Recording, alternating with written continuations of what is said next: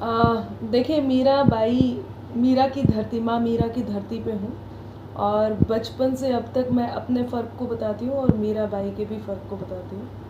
देश की, दुनिया की सबसे बड़ी कवित्री, जिन्होंने अपनी कविताओं से सिर्फ भक्ति ही इस दुनिया को नहीं दी है, बल्कि मीराबाई ने नारी की स्वतंत्रता, उसकी अभिव्यक्ति की आज़ादी और नारी के वर्चस्व और उसके अंदर जिंदा रहने वाले प्रेम को किस प्रकार से पूरे देश तक पहुंचाया जाए, वो भी उन्होंने दिया है।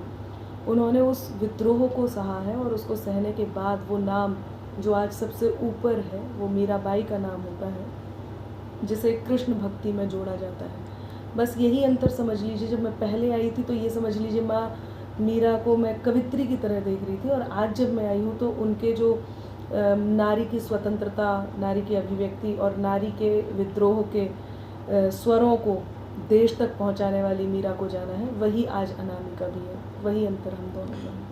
उत्तर प्रदेश में आप काबा से लेकर बाबा के नाम से अपने आप में एक मशहूर कवित्री के नाम से आप अपने आप में एक अलग पहचान बनाई है, मगर आज मीरा की नगरी में आप आई हैं, तो मीरा के लिए किस प्रकार के मुखड़े आप गाएंगे, थोड़ा सा बताएं। मैं एक शेर कहूँगी जो मुझे बहुत पसंद है कि प्रेम की गर कोई भी निशानी न हो, प्रेम की गर कोई भी निशानी न हो, ऐसी मीरा ही क्या जो दीवानी न हो, ऐसी मीरा ही क्या जो दीवानी न हो।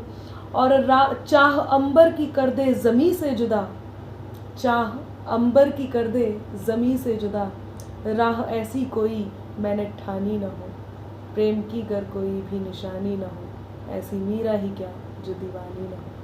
और बाकी आज मंच पे सुनाऊंगी तो मुझे उम्मीद है कि मेड़ता की धरती से वो प्यार लेकर के जाऊंगी, जिस प्यार को लेने के लिए मैं यहाँ आई हूँ। उत्तर प्रदेश हमेशा राजनीतिक क्षेत्र में हमेशा चर्चा में रहा है, और उनके साथ साथ आप भी हर चुनाव में अपने आप में एक विशेष चर्चा में रहते हैं, मगर राजस्थान की एक मीरा की नगरी में आए हैं, तो आप क्या ऐसी चीज़ छोड़ के जाएंगे जो लोग आपको याद करेंगे अपने आप में, कि एक हमारी लाडली थी और एक उत्तर प्रदेश की लाडली, इन दोनों के बीच का जो अंतर है, किस प्रकार मुखड़े से आप।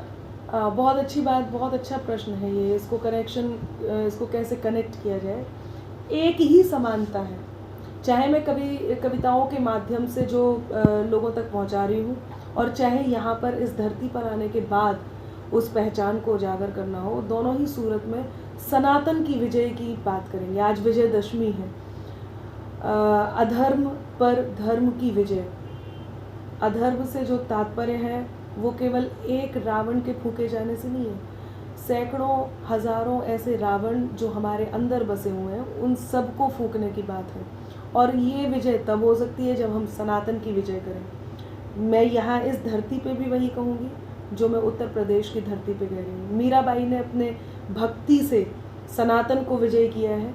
मैं अपनी कविताओं के इस ओज और विद्रोह के स्वर से सनातन को विजय करने की बात करती हूँ कि परम सत्ता से संचालित ये शासन मिट नहीं सकता, अमरता दे मनुजता को वो दर्शन मिट नहीं सकता, न जाने मिट गए कितने मिटाने का ये सपना, अमर है जो युगों से वो सनातन मिट नहीं सकता।